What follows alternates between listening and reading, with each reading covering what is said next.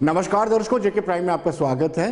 मैं हूं विनोद कुमार। दर्शकों, PAGD people alliance for Gupkar declaration की मीटिंग जम्मू में होने वाली है। 21 तारीख को यह तय किया गया है कि सभी जमातें जो पीएजीडी का हिस्सा है वो 21 तारीख को डिस्कस करेंगी, मीटिंग करेंगी और मीटिंग में फाइनल टच दिया जाएगा कि आगे इन फ्यूचर क्या करना है। हम सब जानते हैं कि 20 तारीख को परिसीमन आयोग की मीटिंग होने वाली है। उस मीटिंग में 5 एसोसिएट्स मेंबर्स को बुलाया गया है, जिसमें 3 जो है नेशनल कॉन्फ्रेंस के 2 भारतीय जनता पार्टी के डॉक्टर फारूक अब्दुल्ला, अकबर लोन, जस्टिस हसनैन मसूदी और भारतीय जनता पार्टी से व्योम राज्य मंत्री डॉक्टर जितेंद्र सिंह जुगल किशोर उसका हिस्से होंगे। लेकिन उसके तुरंत बाद 21 को पीएजीडी ने मीटिंग बुलाई है। इंपॉर्टेंट मीटिंग इसलिए भी माना जा रहा है कि दोनों ही प्रमुख घटक दल, चाहे नेशनल कॉन्फ्रेंस हो या फिर पीपल्स डेमोक्रेटिक पार्टी, दोनों एक दूसरे पर आरोप प्रत्यारोप का सिलसिला जारी रखे हुए हैं।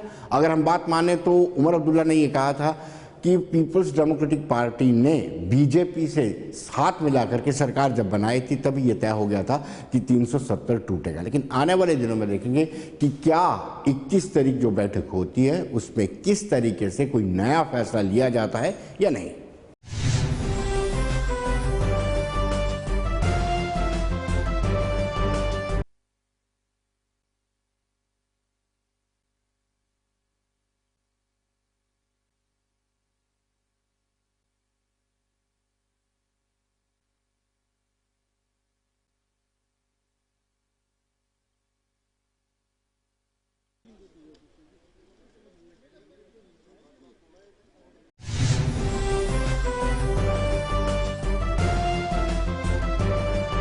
दर्शकों, जैसे कि हमने आपको बताया कि पीएजीडी ने अपनी मीटिंग कॉल की है। 21 तारीख को जम्मू में ये मीटिंग होगी। डॉक्टर फारूक अब्दुल्ला के रेजिडेंस पे ये मीटिंग होगी। इस वक्त फोन लाइन पर हमारे सीनियर पीडीपी के लीडर एमआर कुरैशी, जो पेशे से एडवोकेट है, वो हमारे साथ जुड़ चुके हैं। कुरैशी साहब, पीएजीडी के बीच में इख्तलाफ हुआ था, एक दूसरे पे आरोप प्रत्यारोप चल रहे थे। क्या अब जो मीटिंग होगी उसमें ये सारा चीजें पैसिफाई हो जाएंगी? ऐसी बात है विनोद जी, देखिए ना, कौन सा यहाँ कोई अपोजिशन पीएजीडी की आपस में नहीं है। वो छोटा मोटे कोई बातें एक दूसरे से की है किसी ने, लेकिन जहाँ तक पार्टी का अपना हमारी लीडरशिप का और हमारी जो मैडम महबूबा मुफ्ती जी है, उनका साफ साफ कहना है कि पीएजीडी जिस पर्पज के लिए, जिस बड़े मकसद के लिए हमारे वजूद में आया था, उसको कायम रहना चाहिए। तो ऐसी कोई बात नहीं है। पीएजीडी की मीटिंग होगी इंशाल्लाह, और बिल्कुल जिस पर्पस के लिए पीएजीडी बनाया गया था उसके लिए होगा, उसके तकमील के लिए काम होगा, मीटिंग होगी। इसमें कोई दो राय की बात नहीं है। यानी मिलकर के दोबारा से संघर्ष शुरू किया जाएगा 370 और 35 की वापसी को लेकर के। देखिए, दोबारा की तो बात ही नहीं। जो पीएजीडी के मेंबर हैं इस वक्त मौजूदा, वो तो मीटिंग करेंगे, उनमें तो कोई दरार नहीं है जी। अगर देखिए ना, जो इस वक्त जो मेंबर हैं पीएजीडी के, तो उसमें तो मैं तो हूँ नहीं भाई उसके स्पोक्स पर्सन जी। लेकिन पीएजीडी का आप अगर पूछते भी जो स्पोक्स पर्सन है या उसके अपने तारागामी साहब, तो वो बेहतर कह सकते हैं। लेकिन सो फार हमें अपनी लीडरशिप का जो उनका फरमान है या जो उन्होंने मीटिंग जब ली और जब बात की जो सीनियर लीडरशिप के साथ, तो उन्होंने हमेशा यही कहा कि जिस बड़े पर्पस के लिए, जिस बड़े मकसद के लिए पीएजीडी का क्याम हुआ है, तो वो कायम रहना चाहिए। किसी भी सूरत में उसमें दरार नहीं आनी चाहिए। तो ना ही पीडीपी की तरफ से कोई ऐसी सोच है, ना ऐसी कोई दरार है। कुरैशी साहब, जो टाइमिंग चुनी गई है, 20 को डिलिमिटेशन कमीशन की मीटिंग है और 21 को पीएजीडी, क्या ये तालमेल खाती है आपस में? मैं आपका सवाल नहीं समझ सका, क्या कहा आपने? 20 को डिलिमिटेशन कमीशन की मीटिंग है और 21 को पीएजीडी की। देखिए, उसका इससे कोई ताल्लुक नहीं। हमारा कोई इलेक्टेड मेंबर है नहीं जी। तो वो नेशनल कॉन्फ्रेंस में दिखाना है, उनका अपना पर्पज है कि वो क्या देना चाहते हैं। पीडीपी का तो कोई है नहीं है मेंबर के, इलेक्टेड एमपी को है नहीं कि उसका मेंबर है, तो वो बताएं हम। जो वो नेशनल कॉन्फ्रेंस का अपना है वो आप बताएंगे, वो उनसे पूछ सकते हैं। लेकिन पीएजीडी की अपनी प्रोसीडिंग्स होनी है जो जिस मकसद के लिए पीएजीडी बनाए। तो मुझे लगता है कि ये आगे आते हुए समय में आपको बिल्कुल पता लगेगा कि पीएजीडी बिल्कुल कायम और दायम है, और जिस मकसद के लिए बनाया गया था पीएजीडी, वो मकसद अभी पूरा नहीं हुआ है। उस मकसद की उसूलियाबी तब तक नहीं होती तब तक पीएजीडी रहेगा। पीडीपी का यही मानना है, पीडीपी उससे बाहर नहीं निकलेगी। जी, बहुत बहुत शुक्रिया कुरैशी साहब।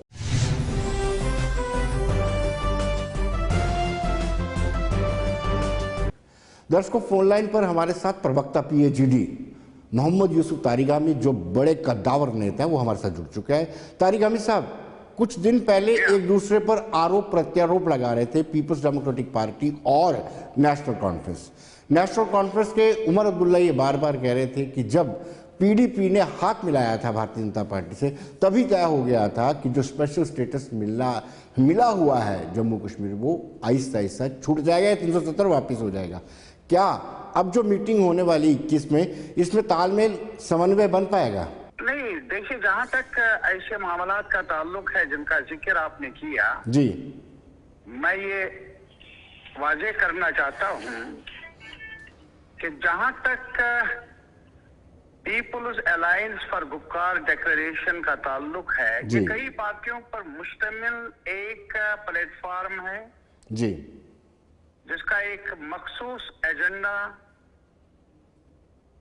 सामने है जी, और ये मर्जर नहीं है जी। इस लिहाज से हर कॉन्स्टिट्यूएंट के हद इख्तियार में है कि वो अपने एक्टिविटीज को जारी रखे जी, अपनी असेसमेंट के मुताबिक जो भी मुनासिब समझे वो कहें जी, लेकिन एक चीज जरूर है जी, कि जो एजेंडा तय किया है एक साथ मिलकर कई पार्टियों ने, जो आज इस अलायंस में शामिल हैं और भी कुछ पार्टियां रही हैं, जी, तो मकसद यही है कि उस एजेंडे को आगे बढ़ाना, उसकी आबियारी करना।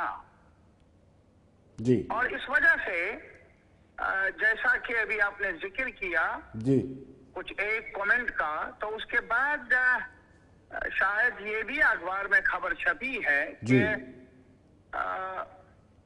उमर साहब ने पीएजीडी के बारे में जो वाजे किया कि इसमें किसी किस्म का इख्तिलाफ नहीं है, ये आगे बढ़ेगा, ये अपना काम काज करता रहेगा।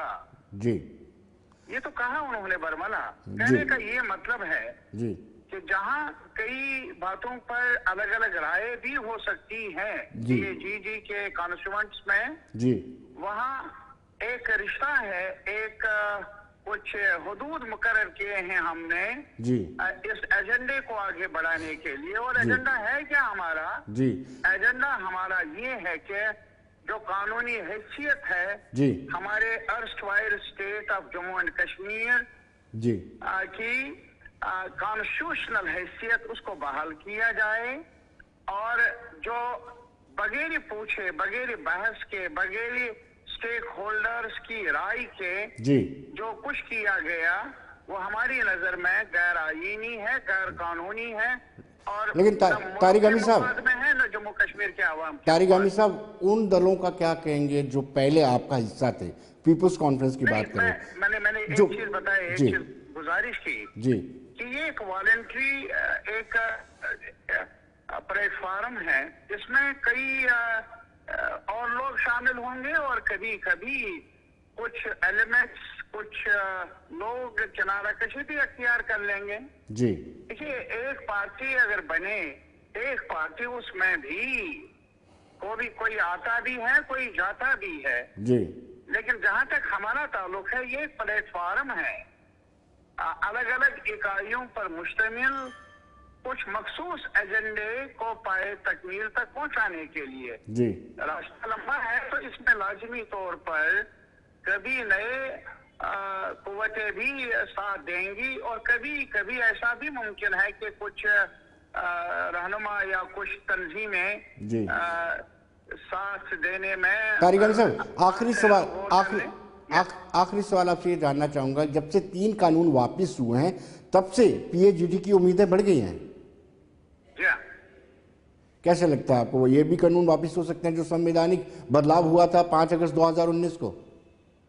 नहीं, मैं एक चीज बताऊंगा। देखिए, जहां तक हमारे कॉन्स्टिट्यूशन का ताल्लुक है, हमारे मुल्क का ताल्लुक है, अभी ये जमहूरी बुनियादों पर खड़ा है जी, ये मनमानी से चलने वाला देश नहीं है।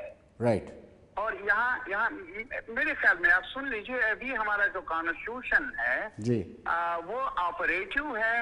अभी यहाँ कॉन्स्टिट्यूशन को किसी खित्ते में मुअत्तल नहीं कर रखा गया है जी। और इस वजह से अभी आपने देख लिया कि अभी 3 फॉर्म बिल्स जो पार्लियामेंट ने पास भी किए थे और एक्ट बने थे जी। 1 साल से लगातार पुरअमन जद्दोजहद रही किसानों की, तो प्राइम मिनिस्टर ने और बाद में पार्लियामेंट ने उन्हीं कवानीन को जिनकी तवसीक की थी पार्लियामेंट जी। में, उनको रिपील भी किया जी। ये भी एक रीसेंट चैप्टर है हमारी हिस्ट्री का, जी। कॉन्स्टिट्यूशनल हिस्ट्री का। जी। तो इसमें मेरे ख्याल में दरवाजे बंद करना और हरफ आखिर से किसी भी कानून को ताबीर करना जी। मुनासिब नहीं है। जी। बदलाव आएगा जी। या उसमें इम्प्रूवमेंट की भी गुंजाइश है और जी। उसके तहफुजात भी लेजिटिमेट ढंग से कोई कार्रवाई हो तो जी। लाजमी तौर पर अवाम कबूल भी कर लेंगे जी। तो इस वजह से ये उम्मीद है हमें जम्मू कश्मीर लद्दाख के अवाम को कि हमारे साथ जो भी किया गया जी। वो स्टेक होल्डर्स को इन्वॉल्व के बिना जी। उनके मशवरे के बगैर किया गया, जी। जिसका नतीजा यही है कि बेजारी बढ़ रही है, नाराजगी जी, बढ़ रही जी, है जी, और जी, इस वजह जी, से जरूरी जी, है कि जी। हम आवाज उठाएं, जी, दरवाजे तारिक। सुप्रीम कोर्ट के भी खटखटाएं जी। और भी पुरअमन तरीके से अपनी आवाज को आगे बढ़ाएं। तारिक अली साहब, बहुत बहुत शुक्रिया आपका, धन्यवाद।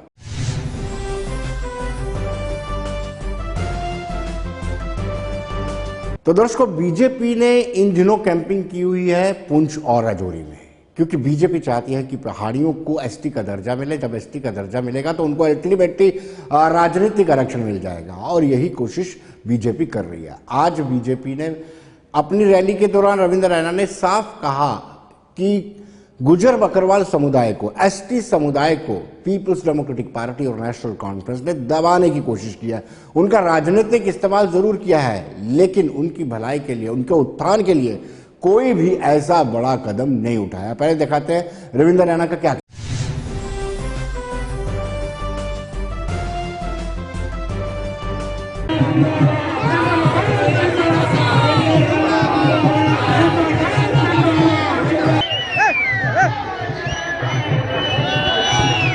बीजेपी इस भाईचारे की दूसरा तरीके जिसमें नेशनल कॉन्फ्रेंस, कांग्रेस और पीडीपी, मैं इनसे सवाल पूछता हूं, 70 साल आपने गुज्जर बकरवालों के बच्चों के हक क्यों खाए? 70 साल एनसी कांग्रेस और पीडीपी ने यहां के गुज्जर और बकरवाल भाइयों को ना जमीनों के मालकाना हक दिए, ना पॉलिटिकल रिजर्वेशन दी, ना ही उनकी नौकरियां दी, उल्टा उनकी नौकरियां इंटर डिस्ट्रिक्ट बैन करके खाई। और 70 साल पहाड़ियों को आपने जुल्म सितम का शिकार एनसी कांग्रेस पीडीपी ने बनाया, पहाड़ियों को गुलाम बना के रखा और गुजर बकरवालों को गुलाम बना के रखा 70 साल एनसी कांग्रेस और पीडीपी ने। और आज जब पहाड़ी और गुजर और बकरवाल जाग चुके हैं तो नेशनल वाले, कांग्रेस वाले और पीडीपी वालों के पेट में तकलीफ हो रही है। यकीनन ये तकलीफ आगे और बढ़ने वाली है। इन्हें साजिश की थी ता पहाड़ियां ना गला कटिया, ता गुजरा ना गला कटिया, ता बकरवाला ना। इस वास्ते इन्हें बंड नी लकीर मारी नहीं। ये जड़ियां 24 सीटां अज भी असैम्बली च रिजर्वियां, ये अज 50 सीटां होना, ये पलंदरी, मीरपुर, कोटली, बाग, बिंबर, देवा, बटाला, नीलम, ये सारे लाके, साढ़े इलाके से पहाड़ियां ने लाके ये साढ़े नाल जुल्म किया गया। तो पंडित जवाहरलाल नेहरू कांग्रेस इन्होंने बंड नी लकीर मारी, वरना ये जड़े पार लोग रहे वो भी साढ़े, वो भी मेरिया तकरीरां सुनने, अपना दुख दर्द बयां करने, लेकिन ये बड़ा जुल्म और सितम होया ना।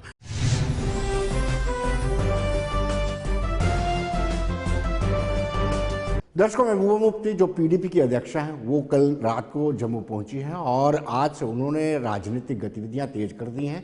वो भी पुंछ और राजौरी जो ट्विंस डिस्ट्रिक्ट हैं उनका दौरा करेंगी। हम सब जानते हैं कि सारे लोग पुंछ और राजौरी पर कंसंट्रेट कर रहे हैं, डोडा, किश्तवाड़ और भद्रवा पर भी कंसंट्रेट कर रहे हैं, रामबन पर भी कंसंट्रेट कर रहे हैं। उनकी कोशिश है चिनाब वैली और पीर पंचाल में अपनी पकड़ बनाई जाए। और अगर हम पीपल्स डेमोक्रेटिक पार्टी की बात करें तो उससे पहले रविंद्र राणा अभी वहीं मौजूद हैं जो बीजेपी से ताल्लुक़ रखते हैं। अल्ताफ़ बुखारी भी दौरा कर चुका है, डॉक्टर फारूक अब्दुल्ला भी दौरा कर चुका है, गुलाम नबी आज़ाद भी दौरा कर चुके हैं। लेकिन आज महबूबा मुफ्ती ने मीटिंग बुलाई और मीटिंग में पूरा रोड मैप तय किया कि किस तरीके से पुंछ और राजौरी पर कंसंट्रेट किया जाएगा।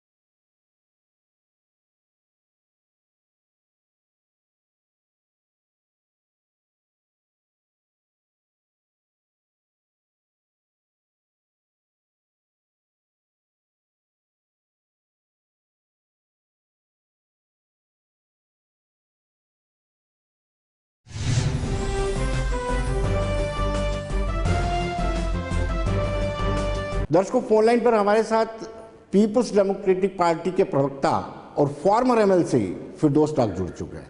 टाक साहब, एक मरतबा फिर महबूबा मुफ्ती पुंछ और राजौरी के दौरे पर जा रही हैं, क्या इतना ज्यादा कंसंट्रेट क्यों किया जा रहा है इन ट्विन डिस्ट्रिक्ट पर? देखिए विनोद जी, ऐसी बात नहीं है कि कोई कंसंट्रेट किया जा रहा है। मैडम महबूबा मुफ्ती जो है पिछले 2 साल से शायद वाहिद ऐसी लीडर है जो रियासत के हर खित्ते में पहुंच चुकी हैं और एक बार नहीं 2 बार प्रोग्राम कर चुकी हैं, चाहे चिनाब वैली हो, चाहे पीर पंचाल हो, चाहे जम्मू हो या कश्मीर के डिफरेंट एरियाज है वहाँ पे हो। साथ में आपको ये भी समझना होगा कि ये कोई छुपी हुई बात नहीं है कि जिस तरह कश्मीर में हमारी मूवमेंट को, हमारी पॉलिटिकल एक्टिविटीज को न सिर्फ रिस्ट्रिक्ट किया जा रहा है बल्कि पूरी कोशिशें की जा रही हैं कि पीपल्स डेमोक्रेटिक पार्टी के जो पार्टी फंक्शंस हैं उनको न होने दिया जाए। तो एक शायद जम्मू में इस वक्त एक ब्रीथिंग स्पेस है सभी पॉलिटिकल पार्टी के लिए, तो उस वजह से भी, और ये भी है कि खिता चिनाब और पीर पंचाल और जम्मू के जो एरियाज हैं वो हमेशा पीपल्स डेमोक्रेटिक पार्टी के लिए एक प्रायोरिटी एरियाज रहे हैं। टाक साहब, जम्मू में भी कोई महारैली का आयोजन किया जा रहा है, उसके लिए भी कार्यकर्ता जुटे हुए हैं? देखिए 22 तारीख को मैडम अपने जो प्रोविंशियल लेवल के पार्टी के वर्करान हैं उनकी एक पार्टी की कन्वेंशन है, उसका भी जम्मू में इनेकाद है। अभी तक तो प्रोग्राम है लास्ट मोमेंट तक, क्योंकि एडमिनिस्ट्रेशन का देखा जाए तो जो कंडक्ट अभी तक आया है कि पीपल्स डेमोक्रेटिक पार्टी के फंक्शन जो है वो लास्ट मोमेंट पे कभी इनके लिए सिक्योरिटी थ्रेट बन जाते हैं और कभी इनके लिए कोरोना थ्रेट बन जाते हैं। बट अभी तक प्रपोजल यही है कि जम्मू में एक कन्वेंशन का आगाज 22 तारीख को होना है। टाक साहब, बहुत बहुत शुक्रिया आपका।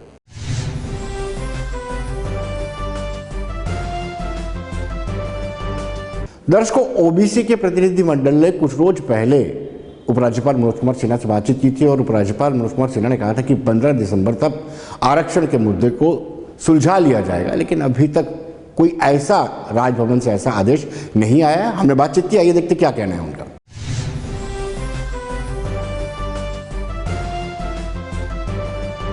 दर्शकों, आरक्षण का मुद्दा लगातार तूल पकड़ता जा रहा है, लेकिन अदर बैकवर्ड क्लासेस को उपराज्यपाल मनोज कुमार सिन्हा ने आश्वासन दिया था कि 15 दिसंबर तक उनकी डिमांड को फुलफिल कर दिया जाएगा। इनकी डिमांड है कि मंडल कमीशन के रिकमेंडेशन के मुताबिक 27% आरक्षण उनको दिया जाए। अब इस वक्त नामात्र ही आरक्षण अदर बैकवर्ड क्लासेस को मिल रहा है, वो भी अदर सोशल कॉस्ट के नाम पे मिल रहा है। तो कहीं ना कहीं इन्होंने जद्दोजहद शुरू की थी और इस जद्दोजहद का परिणाम भी निकले, इसको लेकर के लगातार स्ट्रगल कर रहे थे। हम इनसे जानना चाहेंगे, आपसे जानना चाहेंगे कि क्या एश्योरेंस आपको मिला था? धन्यवाद आपका। मैं Fakir Chand Satiya, president all India backward classes federation unit Jammu जी। मैं कहना चाहता हूँ कि जैसे पिछले महीने 18/11 हाँ जी अच्छा 18/11 को माननीय LG साहब ने हमारी टीम को अपने ऑफिस में बुलाया और बात की, समय दिया और बड़े अच्छे माहौल में बात हुई और उन्होंने एश्योरेंस दिया कि 15 दिसंबर तक आपका कोई ना कोई मसला हल हो जाएगा। 15 तो कल की होगी है, लेकिन हम फिर भी आशा करते हैं कि शायद 2-4 दिन का बाद या कुछ दिनों बाद LG साहब इस पर ध्यान देंगे और हमारी ये जेन्युइन डिमांड है जो जम्मू कश्मीर के लोगों की काफ़ी देर से दरीना 1992 से चल रही है, तो वो इस पर गौर करेंगे और हमारी डिमांड को पूरा करेंगे। हम ऐसी आशा अभी भी रखते हैं। क्या ऐसा पॉसिबल है कि 27% आरक्षण अदर बैकवर्ड क्लासेस को मिल सकता है? क्योंकि संविधान के मुताबिक 50 से ज़्यादा नहीं हो सकता है। 50 से ज़्यादा संविधान की बात तो नहीं है। ये जब जजमेंट हुई थी Indira Sahni versus union of India, तो उसमें ये बात निकल के आई थी कि 50% से ऊपर से आरक्षण नहीं दिया जाएगा। लेकिन उसके साथ साथ एक बात ये भी थी कि 10% आरक्षण जो है EWS को दिया जाए, जो उस वक्त 1992 में डिक्लाइन किया गया था। 50% की जो है वो socially and educationally backward classes के लिए है, ये इकोनॉमिकली है। फिर जो 10% इसको इंक्लूड इसके बीच में नहीं कर सकते। कहीं आपको नहीं लगता है कि जो कमियां हैं कम्युनिटी में वो एक कारण बन रहे हैं कि सरकार आपको बड़े हल्के में लेती है? हाँ, कुछ हद तक आपकी बात ठीक है, लेकिन लोगों को हमें जागरूक कर रहे हैं, अवेयर कर रहे हैं, ताकि वो एक स्ट्रांग संगठन बन के जो है वो अपनी डिमांड्स जो हैं, जो हमने अपने गवर्नर साहब के सामने रखी हुई हैं और उन्होंने एश्योर किया हुआ है कि 15 दिसंबर को ये जो आपने डिमांड्स रखी हैं इसके ऊपर हम गौर करके और इसको भारत सरकार में जो रिजर्वेशन इम्प्लीमेंटेशन हुई है उसके अकॉर्डिंगली हम यहाँ करेंगे। तो चलो हम आज दोबारा अपनी डिमांड्स रिट्रीट करते हैं और इसके लिए हमें जबरदस्त प्रोटेस्ट करने पड़ेंगे। चाहे जैसे हमें तिरंगा यात्रा निकाली हुई है, तिरंगा यात्रा हमारी पूरी चलती रहेगी जब तक हमारी डिमांड नहीं मानी जाती। हमें गवर्नर साहब से अगेन आई अपील कि हमारी जो है जितनी डिमांड जो मेमोरेंडम में दी हुई है वो हम लिए उसके ऊपर गौर किया जाए और उसको इमीडिएटली इंप्लीमेंट किया जाए। Thank you very much. आपको क्या लगता है कि अधिकार यात्रा से दबाव पड़ा है सरकार पर? सर, बात ऐसे है, जब भारत का कॉन्स्टिट्यूशन जहां लागू हो गया 5 अगस्त 2019 को, 31 अक्टूबर को जो रीऑर्गेनाइजेशन एक्ट निकला उसमें बिल्कुल साफ एक ऐसा लगता था कि OBC समाज के साथ एक डिस्क्रिमिनेशन हुई है, जानबूझकर की गई है, जहाँ किसी बात पर की है। मुझे ये समझ नहीं लगती कि ये सरकारें कहती हैं जो कॉन्स्टिट्यूशन की धारा में आएगा हम उससे बात करेंगे, उसके अधिकार उसको दे दिए जाएंगे। दोस्तों, आपने देखा एक मरतबा फिर OBC समाज ने ये आग्रह किया है, उपराज्यपाल मनोज कुमार सिन्हा से ये कहा है कि जो कमिटमेंट्स उन्होंने की थी मीटिंग के दौरान कि इनकी डिमांड्स को फुलफिल किया जाएगा, जल्द से जल्द उन मांगों को पूरा किया जाए। हालांकि अधिकार यात्रा ये निकाल रहे हैं, उसका रिस्पांस भी अच्छा आ रहा है, लेकिन उसके बावजूद भी इन्होंने ये डिमांड की है कि जो वादा उपराज्यपाल ने किया था उसको फुलफिल करना है।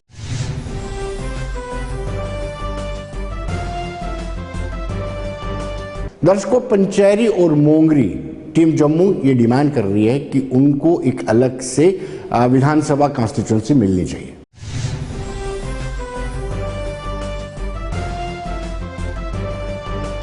दर्शकों, 20 दिसंबर को डिलिमिटेशन कमीशन की बैठक होनी है और इस बैठक में सभी एसोसिएट्स मेंबर शामिल होंगे और उसको लेकर के एजेंडा भी जारी कर दिया गया है, क्योंकि नेशनल कॉन्फ्रेंस की डिमांड थी कि पहले एजेंडा जारी किया जाए, उसके बाद ही मीटिंग में शामिल होंगे। लेकिन साथ ही साथ जम्मू प्रोविंस में काफ़ी सारी जमातें ये डिमांड कर रही हैं कि कश्मीर के मुकाबले में जम्मू की सीटें कम हैं, अब जम्मू को न्याय मिलना चाहिए, जम्मू की सीटें बढ़नी चाहिए। हमारे साथ आज खास मेहमान है जसबीर सिंह, जो DDC सदस्य भी हैं और टीम जम्मू से ताल्लुक़ रखते हैं। जसबीर जी, आपका स्वागत है। बहुत बहुत धन्यवाद सर। सबसे पहले मैं ये डिमांड आपसे जानना चाहूँगा कि आप क्यों ये डिमांड कर रहे हैं कि जम्मू प्रोविंस की सीटें ज़्यादा होनी चाहिए? सर, इसके लिए मैं आपको अपने क्षेत्र में ले जाना चाहूँगा। पहला तो ये कि जम्मू कश्मीर में एक नए दौर का आगाज़ है और जब से परिसीमन आयोग का गठन हुआ है तो ख़ास करके पूरे जम्मू कश्मीर के लोगों के साथ साथ खास करके जो जम्मू खिता है जो लंबे अरसे से राजनीतिक भेदभाव का शिकार होता आया है और जो हमारा अपना पहाड़ी इलाका है वो भी लंबे समय से राजनीतिक भेदभाव का शिकार होता आया है, तो उनमें एक उम्मीद जगी है कि अब शायद जो है सही समय आया है, न्याय होगा। क्योंकि अगर आप देखेंगे तो जब जो लास्ट परिसीमन हुआ है, मैं उसका थोड़ा सा आपको एक दिखाना चाहूँगा अपने हमारे क्षेत्र में उस लास्ट परिसीमन ने क्या किया। मैं जिस डीडीसी टेरिटोरियल कंस्टिट्यूंसी से आता हूँ, वहाँ उसमें 20 पंचायतें हैं। जो पहले की, जैसे आप हमारी कंस्टिट्यूंसी में एंटर करेंगे पंचारी मोंगरी में, जो पहले की 7 पंचायतें थी उनको चिनैनी के साथ डाल दिया। उससे आगे की 2 पंचायतें थी जिनका कोई ज्योग्राफिकल लिंक नहीं है उधमपुर के साथ, उनको उधमपुर डाल दिया। उसके आगे की जो 3 पंचायतें थी उनको उठा के रियासी में डाल दिया, पूरी मेरी मोंगरी को रियासी में डाल दिया। तो इस पूरे अगर देखेंगे आप मेरे इलाके की ज्योग्राफी को देखेंगे तो बड़े ही वेल प्लान तरीके से उसको डिवाइड कर दिया गया ताकि वहाँ से कोई आवाज़ उठ ना पाए। और शायद यही कारण था कि जो है इस रिपोर्ट के आधार पर, जो रिपोर्ट के रिजल्ट्स आए, चुनाव हुए, उसके बाद जो है वो इलाका लगातार पिछड़ता चला गया। कोर कॉन्स्टिट्यूंसी की भी डिमांड कर रहे हैं, पंचारी मोंगरी एक अलग से पहाड़ी कॉन्स्टिट्यूंसी होनी चाहिए। जी बिल्कुल सर, और मैंने बताया आपको कि जिस तरीके से मैं डीडीसी काउंसलर हूँ वहाँ का, अगर कल को मुझे काम कराना होगा असेंबली से तो मुझे 3 MLAs के पास जाना होगा। तो आप सोच सकते हैं कि अगर वो एक सोच वाले नहीं हुए तो मुझे लगता है कि मेरे इलाके में कभी कोई मेगा प्रोजेक्ट नहीं लग पाएगा, क्योंकि मुझे तीनों को मनाना पड़ेगा उस प्रोजेक्ट के लिए। तो ये बड़ी डिफिकल्ट सिचुएशन है और ऑलरेडी जो हमारा पहाड़ी क्षेत्र है वो पिछड़ा हुआ है। तो हमारी डिमांड यह है कि पंचारी मोंगरी को आप सेंटर में रखिए, जिसकी पॉपुलेशन इस टाइम 70 से 80 हज़ार है। इर्द गिर्द के एरिया अगर मिला दिए तो पॉपुलेशन 1.5 लाख हो जाती है और वोटर 1 लाख क्रॉस कर जाता है। तो मुझे लगता है कि वो एक हिली कंस्टिट्यूंसी उधमपुर में चौथी जो है वो डिजर्व करती है। क्या आपने ये सुझाव, तजवीज जो है कमीशन के सदस्यों को दी थी? जी सर बिल्कुल, जो माननीय डिप्टी कमिश्नर उधमपुर है उनके माध्यम से भी हमने जो है परिसीमन आयोग तक ये बात पहुंचाई थी। और खुद भी जो जब जम्मू परिसीमन आयोग जब जम्मू आया था तो उनके सामने हम पेश हुए थे और हमने ये अपनी रिक्वेस्ट जो थी सबमिट की थी कि क्यों जरूरी है और किस लिए जो है, किस तरीके से जो है पास में भेदभाव होता रहा है और किस तरीके से हम नया दौर शुरुआत कर सकते हैं। सर आपने क्या आर्गूमेंट दिया था, किस आधार पर आप ये डिमांड कर रहे हैं? क्योंकि लिमिटेड 7 सीटें बढ़नी है। सबसे बड़ा आर्गूमेंट ये है कि आप डिस्ट्रिक्ट उधमपुर को अगर देखें तो डिस्ट्रिक्ट उधमपुर का एक बड़ा हिस्सा जो है इस टाइम वो जब MLA इलेक्शंस की बात आती है तो वो रियासी में पड़ता है। लाइक पूरी एक मेरी मोंगरी तहसील और जो हमारा टिकरी का इलाका है, टिकरी ब्लॉक का इलाका है, 5-6 पंचायतें वो रियासी में पड़ती हैं। तो जब उनकी एडमिनिस्ट्रेटिव यूनिट जहाँ है, सारे ऑफिसर जहाँ हैं, सारे ऑफिस जहाँ हैं, तो डेफिनेटली जरूरी है कि इसको भी जो है वो इस विधानसभा हल्के के साथ जोड़ा जाए, उधमपुर वाले के साथ। लेकिन उधमपुर के जितने तीनों विधानसभा हल्के हैं, चाहे वो रामनगर है, चाहे वो चिनानी गोरडी है, चाहे वो उधमपुर है, वो ऑलरेडी बहुत बड़े हैं। तो उसमें अकोमोडेट करना मुझे संभव नहीं दिखता। तो इसलिए जरूरी है कि जो पहाड़ी बेल्ट है, हिली बेल्ट है, आप देखेंगे बड़े बड़े साबलाकोट प्रोजेक्ट लग रहा है, देश के सबसे बड़े हाइड्रो प्रोजेक्ट्स में से एक है। कई नए हाईवेज का निर्माण हो रहा है, बहुत सारे mega project government of India के आ रहे हैं। तो जरूरी है कि उस पहाड़ी क्षेत्र को डेवलप करने के लिए जो है, जिसमें पंचारी मोंगरी सेंटर में हो, जो आसपास के एरिया हैं उनको डेवलप करने के लिए एक अलग विधानसभा हल्का दिया जाए। और मुझे लगता है कि उधमपुर अपने आप में काफ़ी पॉपुलेटेड जो है वो डिस्ट्रिक्ट है, तो इसलिए वो चौथा विधानसभा हल्का डिजर्व करता है और चौथे में भी पंचारी मोंगरी जो है वो डिजर्व करता है। और मैंने बताया आपको 70 से 80 हज़ार जिस कंस्टिट्यूंसी को मैं रिप्रेजेंट करता हूं, डीडीसी कंस्टिट्यूंसी को, उसकी पॉपुलेशन भी इस टाइम 70 से 80 हज़ार है। और आप देखेंगे कि और इर्द गिर्द के मिलाएंगे तो 1.5 लाख पॉपुलेशन बनती है। और एक दूसरा कारण, जहां मैं पिछड़ों की बात कर रहा हूं, मैं आपके माध्यम से बताना चाहता हूं, मेरी अपनी कंस्टिट्यूंसी के अभी तक बहुत से गाँव ऐसे हैं जिन्होंने बिजली का बल्ब नहीं देखा। बहुत सारे गांव ऐसे हैं जब सारी दुनिया ऑनलाइन हो चुकी है, वहाँ नेटवर्क नहीं है, वो ऑनलाइन बच्चे नहीं पढ़ सकते। नो मैटर कि आपके पास कौन सा फ़ोन है, स्मार्टफोन है कौन सा, लेकिन वो ऑनलाइन नहीं पढ़ सकते। बहुत सारे गांव ऐसे हैं जहाँ घंटों लग जाते हैं पहुँचने में, दूर दराज के इलाके। और शायद ये इसीलिए हुआ है क्योंकि कोई एक बंदा, मैं एग्जांपल देना चाहूँगा, जो 2 पंचायतें मेरी ज्योग्राफिकल लिंक नहीं था, उधमपुर के साथ डाल दी गई। अब आप मुझे बताइए कि वहाँ कोई क्यों करोड़ों रुपए का प्रोजेक्ट MLA वहाँ 2 पंचायतों के लिए देके जाएगा? वो क्यों ना उन इलाकों को टारगेट करेगा जहाँ उसका वोट बैंक है, जहाँ उसका एरिया है। तो ये इस तरीके से अगर होता है तो मुझे लगता है कि बहुत टफ सिचुएशन होती है। तो ये 20 को जो मीटिंग होने वाली है, आपको रिप्रेजेंट करेंगे डॉक्टर जितेंद्र सिंह, जो PMO में राज्य मंत्री, क्या आपने उनसे भी इसका जिक्र किया है? जी निश्चित तौर पर डिप्टी कमिश्नर उधमपुर, परिसीमन आयोग और हमारे जो MP साहब हैं वो सारे हमारी इस डिमांड के बारे में जानते हैं। और इसी के बेस पे हमने पंचारी मोंगरी के लिए अलग कंस्टिट्यूंसी और जम्मू खिते के लिए सीटें बढ़ाने की मांग रखी है, ताकि पूरा जम्मू कश्मीर साथ चल सके, साथ चल के काम कर सके। और ये हिस्टोरिक मोमेंट है। अगर आज चूक जाते हैं जो हमारे पॉलिसी मेकर्स हैं, तो मुझे लगता है कि आने वाली हिस्ट्री जो है वो शायद उस तरीके से नहीं लिख पाएगी इन सबको कि जिस तरीके से लिख सकती है अगर यहाँ सही फैसला करते हैं। सर जसप्रीत जी, बहुत बहुत शुक्रिया आपका। तो दर्शकों, आपने देखा जसप्रीत सिंह, उनका कहना है, DDC सदस्य, उनका ये कहना है कि पंचारी मोंगरी एक अलग से कॉन्स्टिट्यूंसी बननी चाहिए। और साथ साथ उन्होंने ये भी डिमांड की है कि जम्मू प्रोविंस की सीटें, जो 7 की 7 सीटें परिसीमन आयोग की रिकमेंडेशन के बाद बढ़नी है, वो जम्मू प्रोविंस को ही मिलनी चाहिए।